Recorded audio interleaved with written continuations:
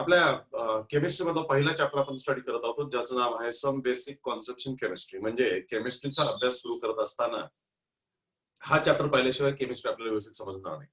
आणि ह्या चॅप्टरची खासियत वैशिष्ट्य असंच आहे की ह्या चॅप्टरमध्ये सगळे कॉन्सेप्ट वेगवेगळे आहेत आणि ते तसेच पाहण्यामध्ये मजा आहे आणि त्याशिवाय या चॅप्टरमध्ये मजा पण येणार नाही. त्यामुळं मागच्या पाठीमागच्या लेक्चरमध्ये आपण पाहिलं होतं, कालच्या लेक्चरमध्ये, काल म्हणजे शनिवारच्या लेक्चरमध्ये आपण डिस्कस केलं होतं some basic concept in chemistry मध्ये. सगळ्यात पहिले पाहिलं होतं आपण इंट्रोडक्शन टू केमिस्ट्री, त्याच्यानंतर पाहिलं होतं नेचर ऑफ केमिस्ट्री आणि मग त्याच्यानंतर आपण याच्यामध्ये डिस्कस केलं होतं नेचर ऑफ केमिस्ट्री बरोबर की व्हॉट इज मॅटर ऍक्च्युली. म्हणजे केमिस्ट्रीमध्ये अभ्यासाला सुरुवात केल्यानंतर सगळ्यात पहिलं मॅटर येतं. Matter is anything which occupies space and has the mass is called as matter. And the presence of matter can be detected without 5 senses. ते आपण त्यामध्ये पाहिलं होतं. So that is what we have seen. चॅप्टरमध्ये पाहिलं होतं. त्याच्यानंतर आपण हे पाहिलं होतं की मॅटरचं क्लासिफिकेशन करता येतं. Matter is classified in two categories mainly. Number 1 that is pure matter and number 2 is a mixture. Then pure मॅटरचं क्लासिफिकेशन असं होतं that is you can say here elements and compound. आणि एलिमेंट मध्ये परत 3 element येतात आपल्यासमोर. Element मध्ये 3 गोष्टी येतात परत, that is metals, non metals and metalloids. आणि इकडं मिक्सचर मध्ये परत 2 पार्ट होतात, homogeneous mixture and heterogeneous mixture. हे आपण पाहिलं होतं. मग आपण पाहिलं होतं की matter is anything which occupies space and has the mass is called as matter and matter is classified to pure substance and mixture. Pure substance has a definite chemical composition and it do not changes, and mixture has the combination of 2 or more chemical substances whose composition may vary. हे आपण mixture मध्ये पाहिलं होतं. मग mixture मध्ये परत 2 type येतात, एक येतो होमोजिनियस आणि दुसरं येतं हेट्रोजिनियस. होमोजिनियस मध्ये आपण हे पाहिलं होतं, होमोजिनियस मतलब सेम, हेट्रो मतलब different. Whenever the phases are the similar or when 2 or more substances are uniformly mixed with each other are called as a homogeneous mixture or is called as a homogeneous mixture. Uniform distribution. दुधामध्ये पाणी टाकल्यानंतर ज्या प्रकारे mix होतं that is called as homogeneous. Separate out करता येत नाही, त्याला होमोजिनियस म्हणतो. आणि हेट्रोजिनियस म्हणजे की पाण्यामध्ये जर एखादा दगड पडला तर that is a heterogeneous concept because they do not forms uniform solution किंवा युनिफॉर्म मिक्सचर तयार होत नाही and that is called as heterogeneous. ते आपण पाहिलं. मग आता प्युअर सबस्टन्सेस मध्ये आलं तर प्युअर सबस्टन्सेसचे पुन्हा 2 टाइप होतात, एक म्हणजे एलिमेंट आणि दुसरा म्हणजे कंपाऊंड. तर element is a pure substance which could not be further sub divided in decompose to more simpler substances. आणि इकडच्या बाजूला मात्र आपण हे पाहिलं की they can be divided into simpler substance. Compound is the substance which can be further sub divided और decomposed into simpler substances. हे पण आपण त्याच्यामध्ये पाहिलं. सो हे 2 आपण त्याच्यामध्ये पाहिले होते. मेटल्स काय येतात आपण ते पाहिलं होतं, मेटलच्या प्रॉपर्टी पाहिल्या होत्या, नॉन मेटलच्या प्रॉपर्टी पाहिल्या होत्या आणि आपण मेटलॉइड्स काय असतात ते पण पाहिलं होतं. त्याचबरोबर आपण हे पण पाहिलं होतं की त्याला 3 स्टेट्स ऑफ मॅटर. कुठल्या स्टेट्स ऑफ मॅटर ते पण आपण त्यामध्ये डिस्कस केलं होतं. 3 states of matter, solid, liquid and gaseous. Even plasma state is also there. Plasma state is been also propose by the scientist but not is been agreed by the scientist community. ती अजून agree केलेली नाही. हा एक त्याचा महत्वाचा भाग आहे. त्याच्यानंतर पुढच्या गोष्टीला आपण गेलो होतो that is you can say properties. प्रत्येक मॅटरच्या प्रॉपर्टीज असतात आणि 2 प्रकारच्या प्रॉपर्टीज असतात, physical properties and chemical properties. त्याला इंग्लिशमध्ये आपण भौतिक गुणधर्म आणि रासायनिक गुणधर्म असं आपण त्याला म्हणतो. त्यामुळे ह्या प्रॉपर्टी सुद्धा आपण त्याच्यामध्ये पाहिल्या होत्या, that is physical properties and chemical properties. हे दोन्ही आपण त्याच्यामध्ये पाहिलं होतं. आता फिजिकल प्रॉपर्टीज आपण मेजर करू शकतो आणि जस्ट ऑब्झर्व किंवा मेजर करून आपण त्या लिहू शकतो आणि त्या बहुतांशी चेंज होत नाहीत. त्या फिजिकल प्रॉपर्टीमध्ये कलर, ऑर्डर म्हणजे स्मेल, त्याच्यानंतर melting point, boiling point, refractive index, ह्या प्रॉपर्टी पाहिल्या होत्या ज्या फिजिकल मध्ये येतात. आणि केमिकल प्रॉपर्टीमध्ये ऍक्च्युअल सबस्टन्स हा रिॲक्ट होतो आणि रिॲक्ट झाल्यानंतर त्याची प्रॉपर्टी आपण फाइंड आउट करतो की व्हॉट द केमिकल चेंज त्याच्यामध्ये झाला तो आपण शोधतो, त्याला आपण केमिकल प्रॉपर्टी असं म्हणतो. मला वाटतं इथपर्यंत आपण कालच्या लेक्चरमध्ये, परवाच्या लेक्चरमध्ये पाहिलं होतं. आता आपण पुढच्या टॉपिकला जाणार आहोत आणि आज पुढचा आपला जो टॉपिक आहे त्या पुढच्या टॉपिकचं नाव आहे त्याचे युनिट्स अँड मेजरमेंट. त्यामुळं let's move to next topic, that's what is units. Unit. Okay, आता लक्षात घ्या, कुठलं पण मॅटर आपल्याला जर मेजर करायचं असेल, कुठलंही मॅटर आपल्याला मेजर करायचं असेल तर आपण युनिट त्याला वापरतो. फॉर एक्झाम्पल, आपण दुकानामध्ये अनेक वस्तू आणायला जातो, आपण साखर आणायला जातो, आपण म्हणतो आम्हाला 1 किलो साखर द्या, आपण दूध आणायला जातो 1 लिटर दूध द्या, है ना.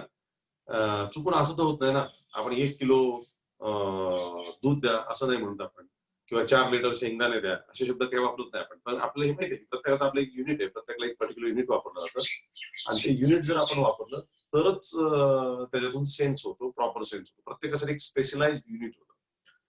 कुठलंही मॅटर जर आपल्याला मेजर करायचं असेल, मोजमाप करायचं असेल, सो मॅटरच्या मोजमापसाठी आपल्याला युनिटची गरज असते, मतलब in order to measure a matter. आणि मॅटर कशामध्ये मेजलं जातं, मोजलं जातं, लक्षात घ्या, क्वांटिटीमध्ये मेजर, किती मॅटर आहे, क्वांटिटी म्हणजे किती मॅटर आहे त्याच्यामध्ये मॅटर मोजलं जातं, आणि ते मोजण्यासाठी आपल्याला युनिटची गरज असते, आणि म्हणून मॅटर त्या पद्धतीने आपण मोजतो. सो मॅटर मोजण्यासाठी काही युनिट्सचा वापर केला गेला. सुरुवातीला सीजीएस युनिट आणि एमकेएस युनिट ही जास्त प्रचलित होती आणि ही दोन वापरली जायची, सीजीएस आणि एमकेएस. आता सीजीएस म्हणजे काय, सीजीएस आणि दुसरं म्हणजे एमकेएस अशी युनिट्स वापरली जातात. सीजीएस, सी फॉर सेंटीमीटर, आपल्याला माहिती आहे, लेंथ, मास, व्हॉल्यूम, टेम्परेचर, टाइम, हे सगळे महत्वाचे युनिट्स आहेत. सी रिप्रेझेंट सेंटीमीटर, जी रिप्रेझेंट ग्रॅम, सेंटीमीटर काय असणार तर लेंथ असणार आहे, जी ग्रॅम, ग्रॅम म्हणजे काय असणार तर वेट असणार आहे, मास असणार आहे, एस म्हणजे सेकंड, सेकंड म्हणजे काय असणार आहे तर टाइम असणार आहे. तर हे 3 महत्वाचे युनिट्स होते, सेंटीमीटर, ग्रॅम अँड सेकंड. ह्याला सीजीएस सिस्टम असं म्हणतो. ह्याला मीटर, किलो आणि सेकंड असा वापरला जातो. Metre, M for metre, K for kilo आणि एस फॉर सेकंड, ही सिस्टम होती. पण ह्याच्यानंतर एक कॉन्फरन्स झाली, त्याला सिस्टम इंटरनॅशनल असं म्हणतात, किंवा एसआय सिस्टम ऑफ युनिट्स असं म्हणतात. ओके. आणि ही कॉन्फरन्स सगळ्या जगभरातले सायंटिस्ट एकत्र आले आणि फ्रान्समध्ये ही कॉन्फरन्स झाली सर्वसाधारणपणे 1969च्या आसपास, 1969च्या आसपास, 69. आणि मग त्यांनी काय केलं की आता आपल्याकडे आपल्याला माहिती आहे की मोजण्याचे वेगवेगळे फॉर्म असतात, आपण साध्या गावाकडे पण आपण बघतो की साधे साधे युनिट्स असतात, हातभर, फुटभर, वितभर, फार्लांग, मैल, हे असे काही शब्द आहेत आपण वापरतो आपल्या गावात, है ना. हे जर आपण बरोबर कर्नाटकमध्ये गेलो तर तिकडे अजून वेगळी भाषा असणार आहे, बंगालमध्ये गेलो वेगळी असणार आहे, अमेरिकेत गेलो वेगळी असेल, ऑस्ट्रेलियामध्ये गेलो वेगळी असेल. म्हणजे एकच क्वांटिटी लेंथ मोजण्यासाठी वेगवेगळी भाषा आहे, वेगवेगळे युनिट्स आहे, आणि त्याच्यामुळे कन्फ्युजन तयार होतं. आणि हे कन्फ्युजन दूर करण्यासाठी म्हणून जगभरातले सगळे सायंटिस्ट एकत्र बसले आणि त्यांनी एक युनिव्हर्सल मोजमाप करण्याची एक सिस्टीम तयार केली, त्याला सिस्टीम इंटरनॅशनल असं म्हणतात. ओके. आणि मग ती सिस्टीम इंटरनॅशनल काय आहे ते आपल्याला पाहिजे. तर ती पाहण्याच्या आधी परत एक महत्वाचं म्हणजे की युनिट म्हणजे काय, त्यासाठी आपल्याला पाहायला पाहिजे की युनिट काय असतं. त्यात 2 प्रकारचे युनिट असतात, ते आपल्याला पाहायला पाहिजे. युनिट काय असतं की हे जे आपण म्हणतो की 1 किलो शेंगदाणे, 1 किलो हा एक महत्वाचा पार्ट आहे. एक हा शब्द आहे, किंवा आपण 2 किलो साखर आणली मार्केटमध्ये, तो 2 हे एक फिगर आहे, एक नंबर आहे, आणि किलो हा त्याच्या पाठीमागे युनिट आहे. 2 किलो, 2 लिटर. आता यात फरक काय लक्षात घ्या, 2 किलो आणि 2 लिटर. 2 किलो आणि 2 लिटर, याच्यामध्ये 2 कॉमनच आहे ना. 2 हा जो काय मॅथमॅटिकल फिगर आहे, डिजिट आहे, तो कॉमन आहे. फरक कशामध्ये आहे, किलो मध्ये फरक आहे आणि लिटर मध्ये फरक आहे. म्हणजे 2 kg आणि 2 लिटर ह्याच्यामध्ये फरक कशामध्ये येतो, इथं येतो, ह्याच्यामध्ये येतो. त्यामुळं कुठलंही युनिट आपण ज्यावेळेस मोजतो ते युनिट हॅज द कॉम्बिनेशन, ते आपल्याला क्वांटिटी सांगतं. क्वांटिटी 2 हा डिजिट क्वांटिटी सांगतो किती आहे. त्यामुळे measurement is always with quantity and unit. त्यामुळे measurement of physical quantity is always with quantity and unit, या 2 गोष्टींमध्ये असतं. त्यामुळे हा नंबर जो आहे, तो डिजिट जो आहे, तो आपल्याला नेहमी क्वांटिटी सांगतो आणि हे आपल्याला युनिट सांगते, त्याला आपण युनिट असं म्हणतो. मग किलोग्रॅम आहे, लिटर आहे, तर आपण युनिट असं म्हणतो. मग युनिट आलं कसं, तर सायंटिस्ट लोकांनी एक हे केलं, फिक्स आपण त्याला म्हणतो की डेफिनेशन तयार केली त्याची. आणि युनिट म्हणजे काय असतं तर standard reference chosen which is universally accepted, reference standard chosen to measure any physical quantity is called as a unit. Universally accepted, सगळ्यांनी ऍक्सेप्ट केलेला आणि एक स्टँडर्ड रेफरन्स डिझाईन केला असतो, त्याला युनिट असं म्हणतात. आर्बिट्ररली डिसाइडेड असतो. आर्बिट्ररली म्हणजे थोडंसं आपण म्हणू की थोडंसं अंदाजे असतं, म्हणजे 100% अंदाजे नसतं, त्याला आपण काही महत्वाचे मुद्दे आहेत, बेस आहे, पण तो बऱ्यापैकी तो एक महत्वाचा रेफरन्स असतो. Arbitrarily decided, universally accepted reference standard chosen to measure any physical quantity is called as unit. Okay. म्हणजे जसं की आपण आता तुम्ही दुकानात जाता त्यावेळेस तुम्हाला 1 किलो 2 किलो ज्यावेळेस तुम्ही साखर घेऊन येतात, 2 किलोचं एक वेट असतं.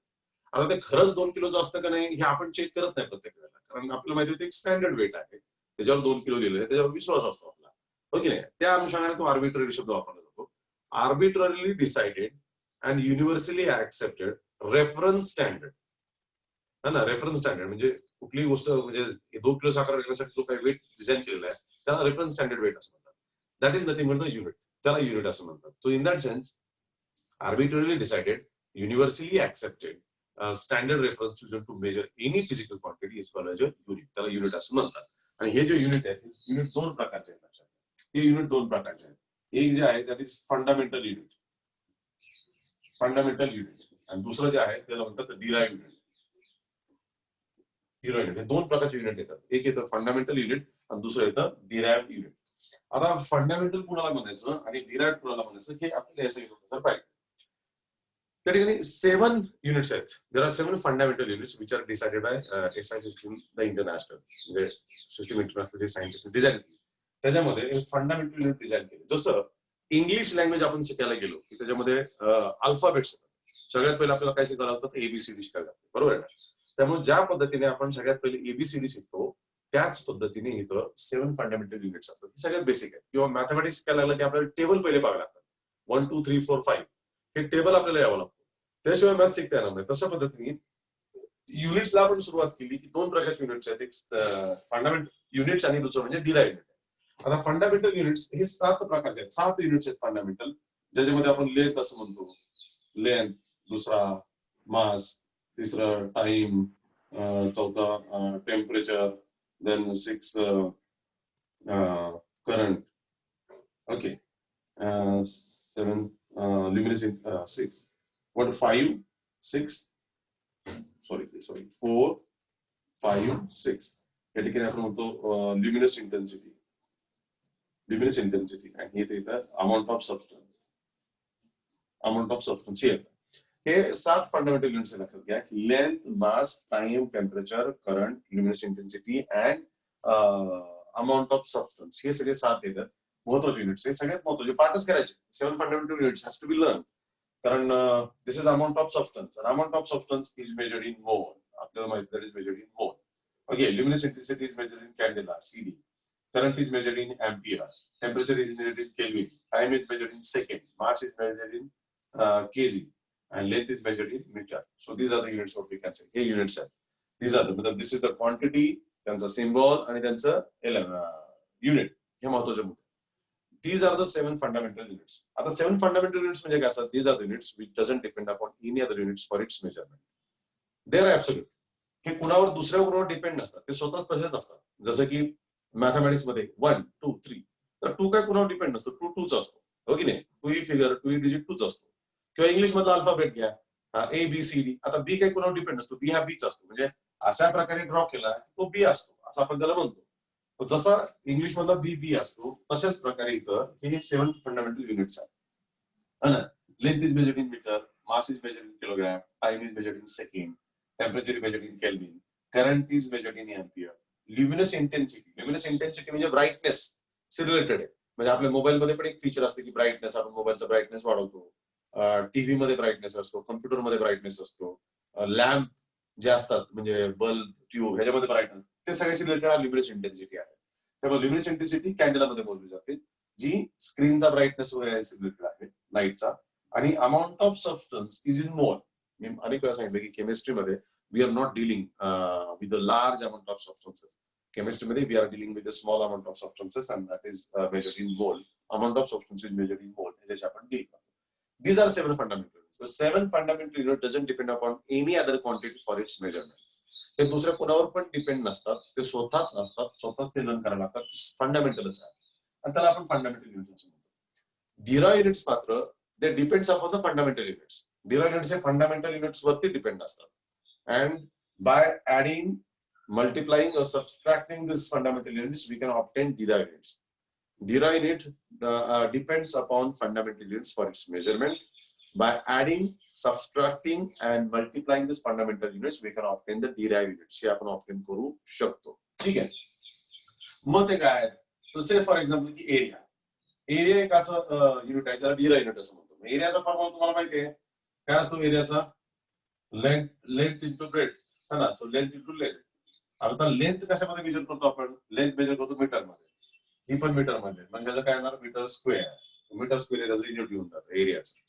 तोच आपण व्हॉल्यूम घेतला समजा, व्हॉल्यूम काय असतं, length into breadth into height है ना, पण तिन्ही ठिकाणी लेंथच येते त्यामध्ये, त्यामुळे length into breadth into height. त्यामुळे इथं पण परत metre into metre into metre म्हणजे येणार metre cube, volume metre cube मध्ये मोजलं जातं. मग हे जे युनिट्स आहेत हा, किंवा डेन्सिटीचा विचार करा की डेन्सिटी आहे, डेन्सिटी काय असतं, मास अपॉन व्हॉल्यूम हा फॉर्म्युला आहे. Density is mass upon volume हा फॉर्म्युला आहे. मग मासचं युनिट काय आहे, केजी, व्हॉल्यूमचं युनिट काय आहे, मीटर क्यूब. झालं का नाही? मग केजी पर मीटर क्यूब हे झालं युनिट कशाचं, डेन्सिटीचं. म्हणजे डेन्सिटी हा पण काय झाला तुमचा डिराइव्ह युनिट झाला. लक्षात तुमच्या हे सगळे युनिट्स फंडामेंटल युनिट्स वरती डिपेंड असतात. ह्यांच्यावरती ऍडिशन, मल्टिप्लिकेशन, सबट्रॅक्शन करून आपण युनिट्स आपण करू शकतो. त्याला आपण डिराइव्ह युनिट्स असं म्हणतो. Clear by this? त्यामुळं सिस्टीम इंटरनॅशनल आपण ज्यावेळेस कुठलीही फिजिकल क्वांटिटी, कुठलंही मॅटर मोजायला जातो है ना, शुगर हे पण एक मॅटर आहे, शेंगदाणे हे एक मॅटर आहे, मिल्क हे एक मॅटर आहे, पाणी एक मॅटर आहे, आणि हे सगळं मोजण्यासाठी आपल्याला युनिटची गरज असते. त्याला मराठीमध्ये एकक असा शब्द वापरला जातो. युनिटला मराठीमध्ये एकक असा शब्द वापरला जातो, इंग्लिशमध्ये त्याला युनिट्स असं म्हणतो, जे आपल्याला ऑलरेडी माहित आहे. ठीक आहे. त्यामुळे युनिट्स म्हणजे काय असतं, तर unit is a arbitrarily decided and universally accepted standard reference chosen to measure any physical quantity is known as unit. जागतिक लेवलवरती ऍक्सेप्टेड असते आणि सर्वसाधारण अंदाजे ती डिसाइड केलेली असते, आणि ज्याच्यामधून आपण अनेक मॅटर मोजू शकतो, कुठली फिजिकल क्वांटिटी मोजू शकतो, त्याला युनिट असं म्हणतात. ते युनिटचे दोन टाईप येतात, एक येतं फंडामेंटल युनिट्स आणि दुसरं येतं derived unit. Fundamental units are the units which doesn't depend upon any other quantity for its measurement. It doesn't depend upon any other quantity for its measurement. हे स्वतःच असतात, ते दुसऱ्या कोणावर डिपेंड नसतात, आणि ते 7 आहेत या ठिकाणी, ते आपल्याला लर्न करायचे. आणि हे मात्र डिराइव्ह युनिट्स आहेत जे फंडामेंटल युनिट्स वरती डिपेंड असतात त्यांच्या मेजरमेंटसाठी. ह्याच्यावरूनच ते मोजले जाऊ शकतात, ते स्वतःचे असे वेगळे काही नसतात. त्यामुळे ह्याच्यावरूनच ते तयार केले जातात, त्याच्यावरून अजून तयार केले जातात, त्याच्यावरून अजून तयार केले जातात. तर अशा प्रकारे ते पुढे वाढत जाऊ शकतं. पण हे मात्र बेसिकली ह्याच्यावर डिपेंड असतात. मग ह्या युनिटमध्ये ऍडिशन, मल्टिप्लिकेशन आणि सबस्ट्रॅक्शन करून, म्हणजे अधिक, गुणाकार, भागाकार आपण जे म्हणतो, हे सगळं करून हे मिळवले जातात. त्यालाच ऍडिशन, सबस्ट्रॅक्शन, मल्टिप्लिकेशन असं म्हणतो. हे मिळवले जातात, त्यामुळे त्याला डिराइव्ह युनिट असं म्हणतात. त्यामुळे दोन प्रकारचे युनिट्स आहेत. Clear with this? आणि this is what we can say unit system. Clear with this? आता ह्या ज्या काही प्रॉपर्टी आपण मेजर करतो, what are the measurable properties what we use for the matter. मॅटरसाठी काय मेजरेबल प्रॉपर्टीज वापरतो, ह्याच सगळ्या प्रॉपर्टीज आहेत, त्या आपण जरा बघूयात की वन बाय वन नक्की काय आहेत आणि कशा आहेत. ठीक आहे. सो होप सो सगळ्यांना युनिट्स समजलेलं आहे. आता युनिट्स मध्ये युनिट्स अँड मेजरेबल प्रॉपर्टीज आपण त्याला म्हणतो. तर आपण कुठल्या प्रॉपर्टीज आपण मेजर करतो, तर सगळ्यात पहिली प्रॉपर्टी आपण मेजर करतो ती म्हणजे मास आहे, किंवा फंडामेंटल प्रॉपर्टी पण मास इज व्हेरी फंडामेंटल प्रॉपर्टी. आता मास कशामध्ये मेजर करतो आपण बघितलं, दॅट इज त्याचे किलोग्रॅम आहे, किंवा त्याचबरोबर ग्रॅम आहे है ना, मायक्रोग्रॅम आहे, अशा वेगवेगळ्या फॉर्म मध्ये आपण ते मेजर करतो. मास ही कुठल्याही मॅटरची एक सगळ्यात फंडामेंटल प्रॉपर्टी असते. प्रत्येक वेळेला मास असतं, मॅटरला मास असतं. आणि मास काय असते, तर मास is a very fundamental property of the matter. What the quantity, what the amount of substance that matter consist of. कुठल्याही पदार्थामध्ये किती अमाऊंट आहे त्या पदार्थाची, त्याला आपण मास असं म्हणतो. किती अमाऊंट आहे, हो की नाही? मग जसं की आपण 1 लिटर दूध आणतो, 1 लिटरचे एक अमाऊंट फिक्स असते. 1 केजी आपण शुगर आणतो, 1 केजी शुगरचे एक अमाऊंट फिक्स असते. ही जी काही अमाऊंट कंटेंट असते त्यामध्ये, बल्कमध्ये, म्हणजे कुठल्याही पदार्थाच्या बल्कमध्ये किती अमाऊंट आहे, किती प्रमाणात तो आहे, त्याला आपण मास असं म्हणतो. Mass is a very fundamental property. Mass आणि वेट मध्ये थोडासा फरक आहे, लक्षात घ्या. Mass is very fundamental property. How much quantity that bulk has, त्या बल्कमध्ये किती क्वांटिटी आहे त्याला मास असं म्हणतो. आणि मास नेव्हर चेंजेस.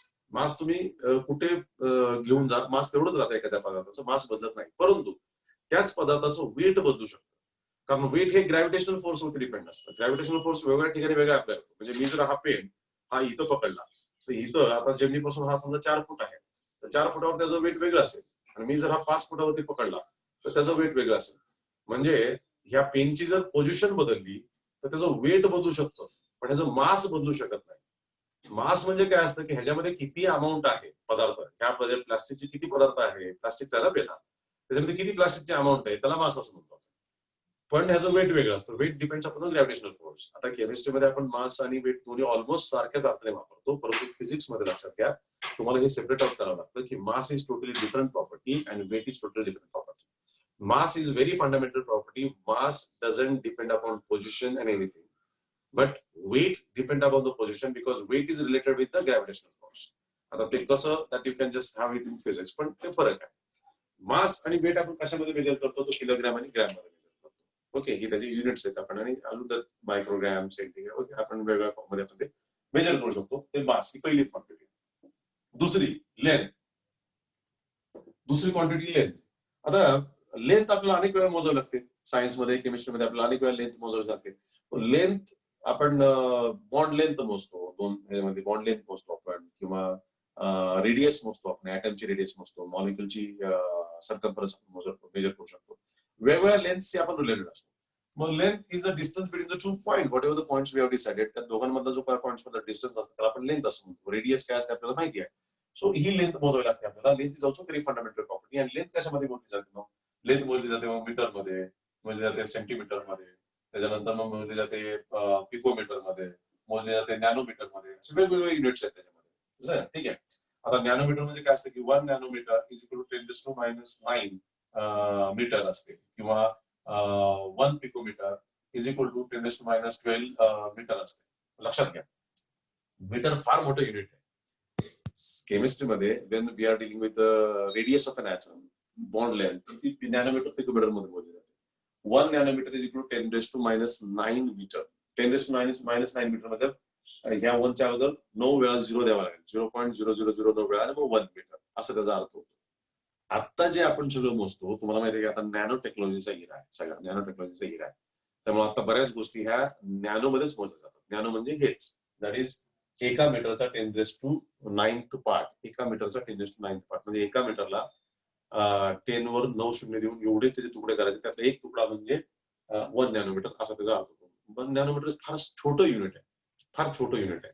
आणि आता प्रत्येक गोष्ट ही नॅनोमीटर पिकोमीटर मध्ये मोजली जाते. मॉडर्न सायन्स मध्ये नॅनो टेक्नॉलॉजीचा जमाना आहे. बरेचसे मॉलिक्युल त्या नॅनोमीटर मध्ये आणि पिकोमीटर मध्ये तयार केले जातात, तर ते वापरले जातात मेडिसिन्स मध्ये आणि अनेक गोष्टींमध्ये. त्यामुळे नॅनो टेक्नॉलॉजी हे तुम्ही शब्द वापरत असाल, पाहत असाल, ऐकत असाल, तर सगळा नॅनो टेक्नॉलॉजीचा जमाना आहे, ज्याच्यामध्ये वेगवेगळे मटेरियल तयार केलं जातं. त्या सगळ्यामध्ये ही मेजरमेंट सिस्टम वापरली जाते. एवढ्या छोट्या लेवलचे पार्टिकल तयार केले जातात केमिस्ट्रीमध्ये, ते वापरले जातात. त्याचा वापर कसा होईल हे चेक केलं जातं. असो, वी आर डिस्कसिंग लेंथ मोजली जाते. आता लेंथ मोजण्यासाठी आपल्याला मीटर, सेंटीमीटर, पिकोमीटर, नॅनोमीटर असे वेगवेगळे युनिट्स आहेत. This is also very fundamental property what we are here. ठीक आहे. आता तिसरा मुद्दा जो आहे तो लेंथ मध्ये व्हॉल्यूमचा आहे. व्हॉल्यूम. ओके, तर व्हॉल्यूम आपण मेजर करतो. व्हॉल्यूम म्हणजे जसं आपण मिल्क आहे, कुठल्याही गॅस आणि लिक्विडचं शक्यतो आपण व्हॉल्यूम मध्ये मेजर करतो.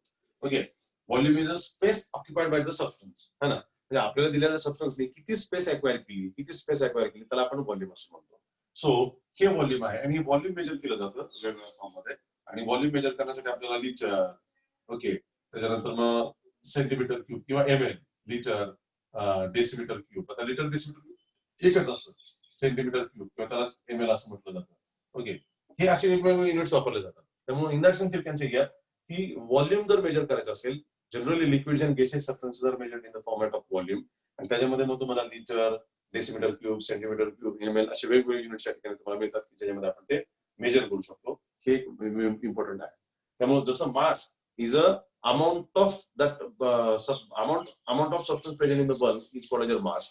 तसं the space acquired by the liquid or gas or liquid ने किती स्पेस अक्वायर केली त्याला व्हॉल्यूम असं म्हणतो. That is measured in litre, decimetre cube, centimetre cube, ml वगैरे वगैरे. आणि आपण ज्यावेळेस सायन्स मध्ये येतो, लॅबोरेटरी मध्ये जातो, त्यावेळेस आपल्याकडे मेजर करायचे खूप सगळे इन्स्ट्रुमेंट असतात. इव्हन आता तुम्ही गावाकडे पण दूध द्यायला जाता, दूध डेअरीवरती वगैरे, त्यावेळेला पण तिथे इन्स्ट्रुमेंट असतात, त्यांनी मेजर केले जातात. कॅलिब्रेटेड इन्स्ट्रुमेंट असतात, त्यांनी ते मेजर केलं जातं. लॅबोरेटरीमध्ये आपण गेल्यानंतर व्हॉल्युमेट्रिक फ्लास्क असतं, ब्युरेट असतं, पिपेट असतं, सिलिंडर असतं कॅलिब्रेटेड, ज्यांनी ते व्हॉल्यूम मोजता येतं, है की नाही. त्यामुळे तुम्हाला जर आठवत असेल की दहावीला तुम्ही ब्युरेट पाहिलेली आहे, पिपेट पाहिलेली आहे, व्हॉल्युमेट्रिक फ्लास्क असतं, टेस्ट ट्यूब असते, त्याच्यामध्ये व्हॉल्यूम ग्रॅज्युएटेड असतं, ते मोजता येतं आपल्याला. नॉर्मली टेस्ट ट्यूब पण 20 ml ची टेस्ट ट्यूब असते. हे अशा प्रकारे, हे असे सगळे खूप इन्स्ट्रुमेंट आहेत मार्केटमध्ये ज्याने आपण व्हॉल्यूम मेजर करू शकतो. लॅबोरेटरीमध्ये खूप सारे इन्स्ट्रुमेंट आहेत ज्याने आपण व्हॉल्यूम मेजर करू शकतो. All right, okay. नंतर फोर्थ जो टाईप आहे तो म्हणजे डेन्सिटी आहे. ओके. Fourth density. आता डेन्सिटीचा फॉर्म्युला माहिती आहे तुम्हाला, तुम्ही 10thच पाहिलेला आहे. काय फॉर्म्युला डेन्सिटीचा? Density is equal to mass upon volume. आता हे आपण पाहिलं, मास अपॉन व्हॉल्यूम. हा, mass is measured in KG and volume is measured in metre cube. So KG per metre cube असं, किंवा मग ग्रॅम पर सेंटीमीटर क्यूब असंही आपण त्याला मेजर करू शकतो. सीजीएस सिस्टीम मध्ये, हे झालं एमकेएस सिस्टीम. सीजीएस मध्ये ग्रॅम पर सेंटीमीटर क्यूब हे डेन्सिटी आहे. Density is mass per unit volume. Mass per unit volume is called as density, है ना. त्यामुळं आपल्याला हे पण माहिती आहे की आईसचा तुकडा पाण्यावरती तरंगतो. आईस हा सॉलिड आहे, सॉलिडची डेन्सिटी जास्त असते, लिक्विडची डेन्सिटी कमी असते नॉर्मली, आहे की नाही. दगड जर पाण्यामध्ये टाकला, दगड पाण्यामध्ये बुडतो. त्याचं कारण असते की दगडाची डेन्सिटी ही जास्त असते पाण्यापेक्षा. परंतु त्याच पाण्याचा जर आपण आईस तयार केला तर आईस मात्र पाण्यावरती तरंगतो, हो की नाही. तर आईस पाण्यावरती का तरंगतो, तर आईसची डेन्सिटी ऍक्च्युअली जास्त असायला पाहिजे. नॉर्मली सॉलिडची डेन्सिटी जास्त असते दॅन द लिक्विड, पण ह्या केसमध्ये उलट होतं.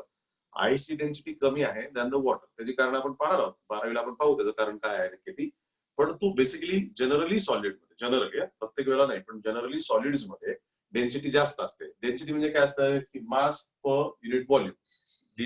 दिलेल्या व्हॉल्यूम मध्ये किती मास प्रेझेंट आहे, जेवढं मास जास्त असेल कमीत कमी व्हॉल्यूम मध्ये त्याला डेन्सिटी जास्त असं म्हणतात, आणि जेवढं कमी मास असेल त्याला डेन्सिटी कमी असं म्हणतात. लक्षात घ्या. त्यामुळं डेन्सिटीचं डेफिनेशन अशीच आहे, mass per unit volume is called as density. आणि तोच त्याचा फॉर्म्युला म्हणतो, डेन्सिटी जेवढं mass upon volume. Mass KG मध्ये मोजलं जातं, व्हॉल्यूम मीटर क्यूब मध्ये मोजलं जातं, आणि तीच त्याची तुमचं युनिट होतं डेन्सिटीचं, केजी पर मीटर क्यूब. ही एक महत्वाचा मुद्दा आपण मेजर करतो. आणि पाचवा सगळ्यात महत्वाचा मुद्दा म्हणजे टेम्परेचर आहे. Temperature is related by T. आता टेम्परेचर म्हणजे काय असतं, तर टेम्परेचर म्हणजे हॉटनेस और कोल्डनेस ऑफ द बॉडी. आपल्याला पण टेम्परेचर येतं, फिवर येतं. कोरोना सारख्या आजारामध्ये सगळ्यात महत्वाचं काय आहे, बऱ्याच वेळा टेम्परेचर एक महत्वाचं लक्षण आहे, की नाही. म्हणजे माणसाला जर हे आलं, ताप आला, तर आता टेन्शन येतं लगेच. ताप आला की काय कोरोना तर नाही ना, अशा प्रकारची एक शंका येते. कारण कोरोनाचं एक महत्वाचं लक्षण आहे, पण प्रत्येक वेळेला ताप आला की तो कोरोनाचा असतो असं नव्हे, हे लक्षात घ्या. अनेक आजारांमध्ये ताप येतो, त्यामुळे लगेच घाबरून जाऊ नका. पण ताप येतो आणि आपण आपल्या बॉडीचा ताप, आपल्याला आलेला ताप आपण मेजर करतो. त्याला थर्मामीटर नावाचं इन्स्ट्रुमेंट आहे, हो की नाही. तर थर्मामीटरने आपल्या आपल्या बॉडीचा आपण ताप चेक करतो. जनरली या ठिकाणी काकीमध्ये लावलं जातं आणि त्याचा ताप चेक केला जातो आणि आपला ताप कळतो, आहे ना. बऱ्याच वेळा आपण असंच बघतो, हा किती ताप आलाय, काय आलाय, अरे हा तो वेगळा. तसं नाही, सायंटिफिकली आपल्याकडे इन्स्ट्रुमेंट आहे, त्याला थर्मामीटर असं म्हणतात, ज्याने आपण ताप मोजतो, फिवर मोजतो. नॉर्मली आपल्या बॉडीचं टेम्परेचर हे 37 डिग्री सेल्सिअस असतं. आता हे टेम्परेचर मोजण्याचे 3 प्रकार आहेत. टेम्परेचर मोजण्याचे 3 प्रकार आहेत. एक आहे डिग्री सेल्सिअस, दुसरा आहे डिग्री फॅरनहाइट, आणि तिसरा आहे केल्विन. असे 3 स्केल आहेत, 3 वेगवेगळे युनिट आहेत. आता लक्षात घ्या, डिग्री सेल्सिअस आणि डिग्री फॅरनहाइट हे ऑलमोस्ट आउटडेट होत आलेले आहेत. आता इथून पुढच्या काळामध्ये फक्त केल्विन वापरलं जाईल, कारण केल्विन हे सगळ्यात लेटेस्ट आणि लिस्ट काउंट मधलं इन्स्ट्रुमेंट आहे, त्यामुळे केल्विन बऱ्यापैकी वापरलं जातं. डिग्री सेल्सिअस डिग्री फॅरनहाइट गायब होत चाललेले, पण तरी आजही आपल्याकडे काही थर्मोमीटर असे मिळतात की ज्याच्यामध्ये आपल्याला डिग्री सेल्सिअस मध्ये टेम्परेचर मोजता येतं, मिळतं. आता हे 3 वेगवेगळे स्केल्स आहेत आणि हे तिन्ही इंटरकन्व्हर्टिबल आहेत.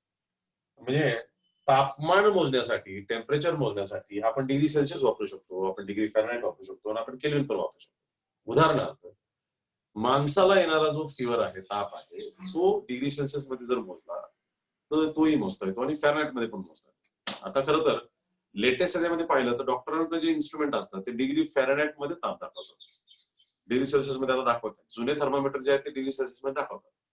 तर माणसाच्या बॉडीचा डिग्री सेल्सिअस मध्ये ताप पाहिला तर 37 डिग्री सेल्सिअस नॉर्मल टेम्परेचर असतं ह्युमन बॉडीचं. आपल्या बॉडीचं नॉर्मल टेम्परेचर 37 डिग्री सेल्सिअस एवढं असतं नॉर्मल. 37 डिग्री सेल्सिअस पेक्षा जर जास्त असेल तर मग ते तापाकडे जातं. 37.5 आहे, 38 आहे, तर मग ह्याचा अर्थ आपल्याला ताप आलेला आहे. ठीक आहे. 37 पेक्षा खाली असेल तर ताप कमी झालेला असा अर्थ आहे. जनरली ते खाली पडत नाही, एका दुसऱ्या डिग्रीने इकडे तिकडे होऊ शकतं फार तर फार, म्हणजे 36.5 वगैरे चालू शकतं. त्याच्या खाली जनरली तापमान फारसं पडत नाही माणसाचं. पण 36च्या पुढे, 37च्या पुढे मात्र गेलं की आपण म्हणतो ताप आहे. आणि 37ला जर तुम्ही फॅरनहाइट मध्ये कन्वर्ट केलं तर ते 98 फॅरनहाइट येतं, 98 degree Fahrenheit, degree Celsius Fahrenheit. म्हणजे माणसाच्या बॉडीचं नॉर्मल टेम्परेचर आपण पाहिलं जर फॅरनहाइट मध्ये तर ते 98 डिग्री फॅरनहाइट असतं. 98 पेक्षा जास्त असेल, 99, 100, तर मग आपल्याला ताप आला असं म्हणतो. पण 100, 99 पर्यंत ओके असतो. पण ज्यावेळेस 101 ताप येतो, 102 ताप येतो, तर तो जास्त असतो. इमिडिएट ऍक्शनची गरज असते, इमिडिएट मेडिसिनची गरज असते किंवा हॉस्पिटलाइज करण्याची गरज असते. कोरोनामध्ये बऱ्याच वेळेला आजकाल लोकांना खूप हायर ताप येतोय असं बोललं जातं की समजा आपण हाय फिअर येतो, गोळ्या घेतल्या तरी लोक थोडासा खाली येत नाही असं बोललं जातं. पण मग हा ताप मोजला जातो डिग्री सेल्सिअस आणि डिग्री फॅरनहाइट मध्ये. मग आता हे ताप म्हणजे काय आहे, हे काय टेम्परेचर म्हणजे काय? Temperature is a hotness of the body किंवा coldness of the body. How this particular body, how this particular matter is hot or how it is cold. आता सोशल लाईफ मध्ये आणि सिनेमामध्ये वापरला जाणारा हॉट शब्द वेगळा आहे, हे लक्षात घ्या. ओके, आपल्याला सायन्स मध्ये वापरणारा हॉट शब्द वेगळा आहे. सो इन दॅट सेन्स आता आपण एक चहाचं भांडं ठेवलं असेल घरामध्ये, चहा केला असेल तर आपल्याला बऱ्याच वेळेला आई किंवा ते भांडं गरम आहे, ते हॉट आहे, असं आपण शब्द म्हणतो. तर किती आहे म्हणजे कुठलाही पदार्थ, कुठलाही मॅटर किती गरम आहे किती थंड आहे त्याला आपण हॉटनेस असतो. Hotness is measured in temperature. त्यामुळं माणसाच्या असेल काय किंवा तो सर्वसाधारणपणे एखाद्या भांड्याचा असेल काय किंवा एखाद्या मॅटरचा असेल काय, hotness and coldness of the body is measured in this one. Okay, Shrutika Torve please तुझा साऊंड म्यूट करून टाक. श्रुतिका तोरवे. हो सर. थँक्यू. प्लीज शक्यतो बोलायचं असेल तर तुमचे साऊंड तुम्ही म्यूट करा, अनम्यूट करा, अदरवाईज अनम्यूट करू नका. शक्यतो म्यूट मध्येच ठेवा म्हणजे मला जास्त चांगलं बोलता येईल आणि मी ज्यावेळेस तुम्हाला विचारत असतो त्यावेळेस तुम्ही बोलायला ओपन करायला पाहिजेत आपले म्यूट. ठीक आहे, ओके. तर टेम्परेचर इज इंग्लिशमध्ये डेफिनेशन पाहिजे झालं असेल तर temperature is the unit to measure the hotness और कोल्डनेस ऑफ द मॅटर और of the body is called as temperature. So temperature is the phenomena which is used to measure the hotness or coldness of the matter or of the body is called as temperature. That is measured in 3 different scales: degree Celsius, degree Fahrenheit and Kelvin. ह्या 3 scale मध्ये ते major केलं जातं. And that is what we can say त्याला temperature असं म्हणतो. आता त्याच्यामध्ये फॉर्म्युले पण आहेत, काही फॉर्म्युले पण आहेत. आता सगळ्यात पहिला फॉर्म्युला लक्षात घ्या, असा आहे की degree Fahrenheit is equal to degree Fahrenheit is equal to 9/5 into degree Celsius. Okay, degree Celsius plus 32 असा हा फॉर्म्युला आहे. हा महत्वाचा फॉर्म्युला, हा लर्न करायचा. हा 100% परीक्षेला विचारला जातो. ज्यांना ज्यांना हा चॅप्टर आहे परीक्षेला, पहिली परीक्षा असो, युनिट टेस्ट असो, 6माही असो, विचारा. हा चॅप्टर तुम्हाला परीक्षेला असला की ह्या फॉर्म्युल्यावरती 1 किंवा 2 मार्काचं न्यूमेरिकल 100% येतं लक्षात. हा फॉर्म्युला असा आहे.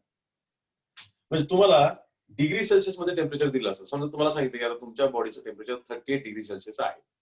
ओके, आता 38 डिग्री सेल्सिअस म्हणजे हे, आता त्याला फॅरनहाइट मध्ये कन्वर्ट करायचंय. तर फॅरनहाइट मध्ये कन्वर्ट करण्यासाठी हा फॉर्म्युला आहे. Degree Fahrenheit is equal to 9/5 into degree Celsius plus 32. 9/5 into degree Celsius. तुम्हाला डिग्री सेल्सिअसची व्हॅल्यू किती दिलेली आहे? 38. ती 38 व्हॅल्यू इथं टाकायची. ओके, आणि हे सगळं सॉल्व्ह करायचं. आता हे सगळं सॉल्व्ह केल्यानंतर जे उत्तर येईल, जे आन्सर येईल, that will be in temperature in degree Fahrenheit. त्याच्यामुळं जसं मी तुम्हाला माहिती सांगितलं की आपण जर डिग्री फॅरनहाइट माणसाच्या बॉडीचं टेम्परेचर जर आपण सर्वसाधारणपणे 37 डिग्री सेल्सिअस घेतलं, तर इथं 37 टाकलं, त्याचं सॉल्व्ह केलं तर 98 डिग्री फॅरनहाइट एवढं आन्सर येतं. तुम्ही चेक करा. इथं जे डिग्री सेल्सिअस तुम्हाला दिलेलं टेम्परेचर आहे ते इथं टाका, ते इथं टाकायचं आणि त्यानुसार तुम्ही त्याचं डिग्री फॅरनहाइट करायचं. किंवा उलट होऊ शकतं, तुम्हाला टेम्परेचर डिग्री फॅरनहाइट मध्ये दिलं. ओके, डिग्री फॅरनहाइट जसं तुम्हाला सांगितलं की आता 150 डिग्री फॅरनहाइट आहे, तर ते इथं टाकावं लागेल. तुम्हाला डिग्री सेल्सिअस कॅल्क्युलेट करता येईल, डिग्री सेल्सिअस काढता येईल. फक्त हे लक्षात ठेवा, हे न्यूमेरिकल सोडत असताना मुलांपुढे नॉर्मली एक मिस्टेक होते, एक चूक होते की मॅथमॅटिक्सचे जे नियम असतात ते आपल्याकडून फॉलो होत नाहीत. आता काय आहेत मॅथमॅटिक्सचे नियम लक्षात घ्या तुम्ही.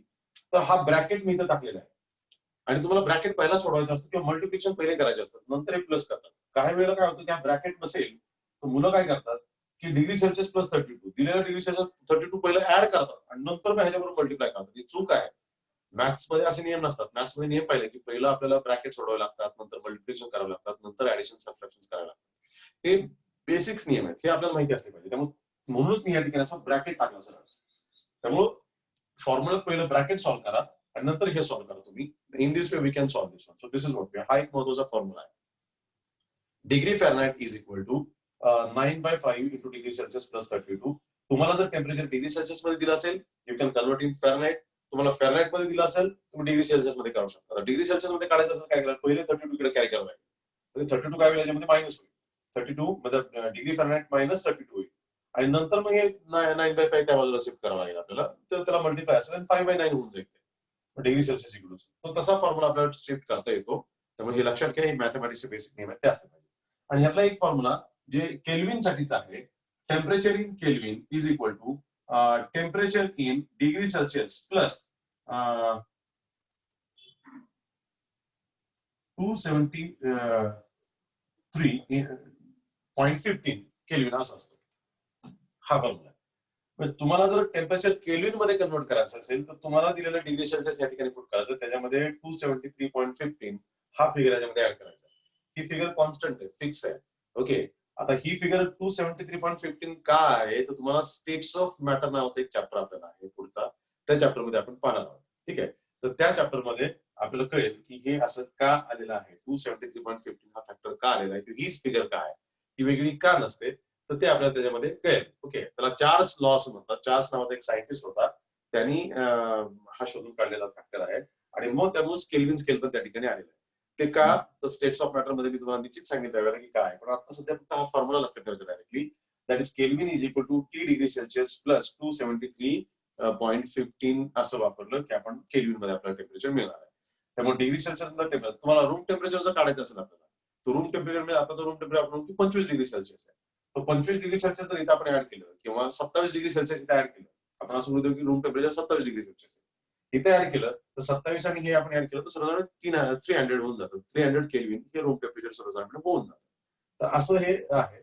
So this what temperature, all this are the measurable properties. कुठल्याही पदार्थाच्या ह्या सगळ्या मेजरेबल प्रॉपर्टीज. परत एकदा बघूयात कुठल्या कुठल्या मेजरेबल प्रॉपर्टीज आहेत.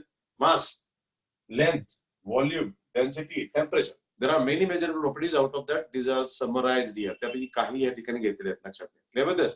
So mass म्हणजे काय असतं की amount of substance present in the bulk of that matter is called as your mass, which is fundamental property that is measured in kilogram or gram. Mass and weight are different. Weight depends upon the gravitational force. पण इथं आपण त्याच अंशाने घेतो. Length is measured, that is the distance between the 2 points, 2 molecules, that is bond length. Then radius, there are a number of measurements what we have in the chemistry. And the measurements the meter, centimeter, picometer, nanometer. There are different units what we use. Volume is the space occupied by the substance. Given substance ने किती space occupied केली त्याला आपण volume असं म्हणतो. Liter, decimeter cube, centimeter cube, ml असे वेगवेगळे units त्याला आपण वापरतो. Density चे सरळ definition आहे mass per unit volume. Density is the mass per unit volume. जो formula आहे त्यालाच definition म्हणायचं, definitionलाच formula मध्ये convert करायचं.